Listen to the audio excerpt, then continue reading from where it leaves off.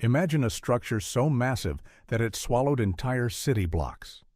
A fortress of concrete so thick that even the most powerful World War II bombs barely scratched it. A megaproject that consumed billions of dollars, millions of tons of materials, and the lives of thousands of forced laborers. And yet, despite all this, it never produced a single submarine. This is the story of Bunker Valentine, Nazi Germany's colossal U-boat factory that promised to change the war, but became one of the most expensive failures in military engineering history. Today, we dive deep into its origins, its brutal construction, the engineering secrets hidden within its walls, and the reason this megaproject collapsed before it ever went online. Welcome to the $2 billion Nazi megaproject that never worked. By late 1942, the Third Reich was suffocating.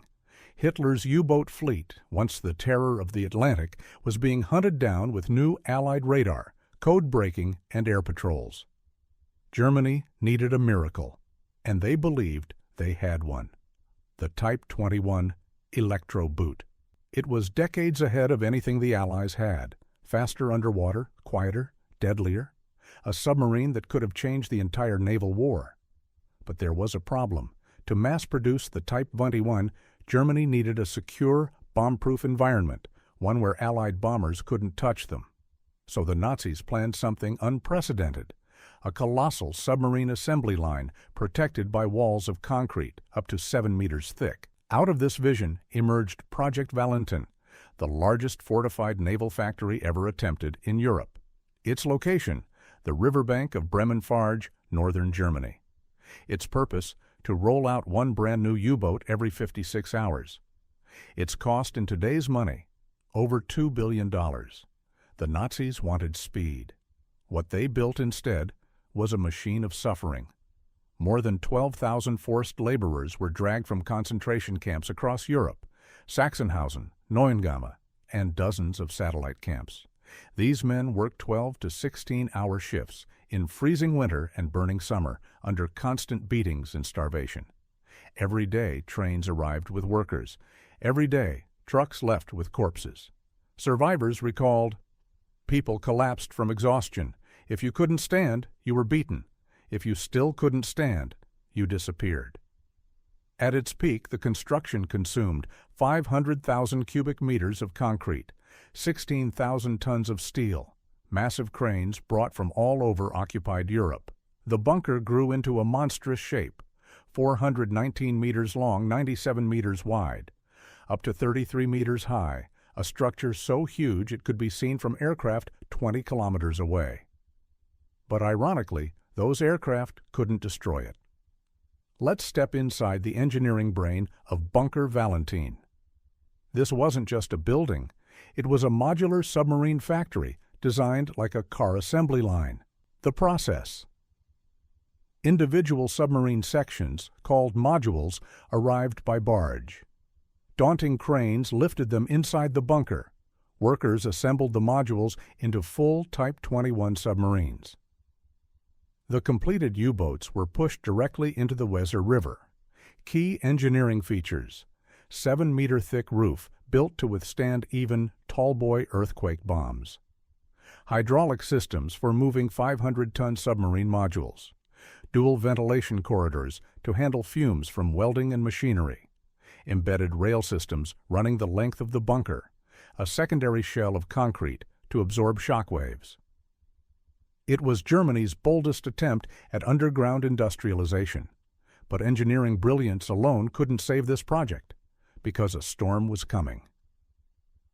On March 27, 1945, the Royal Air Force launched Operation Grog, a direct attack on Bunker Valentine. Allied bombers dropped tallboys, massive 12,000-pound bombs designed to crack underground facilities. Most bombs cratered the ground around the bunker. A few hit the roof, but they barely penetrated. The bunker held.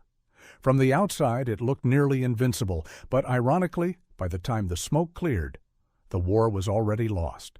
The electrical systems inside were destroyed. The cranes were damaged. Material supply lines were gone, and the Third Reich had collapsed into chaos.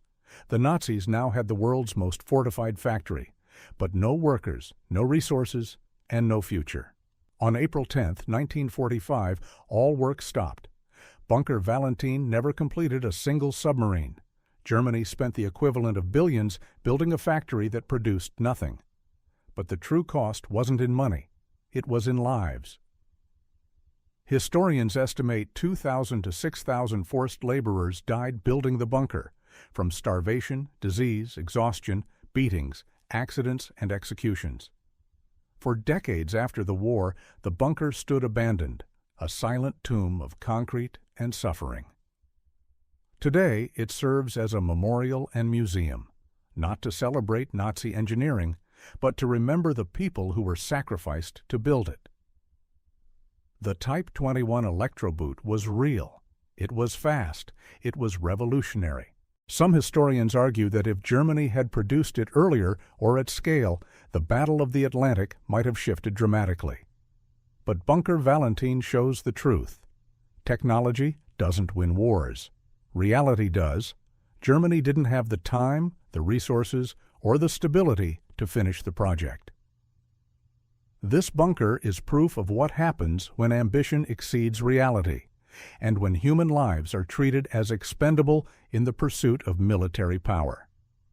Bunker Valentine stands today as one of the largest military construction failures in history, a brutal reminder of the limits of wartime engineering, the catastrophic industrial ambitions of the Third Reich, the thousands of innocent people who paid the ultimate price.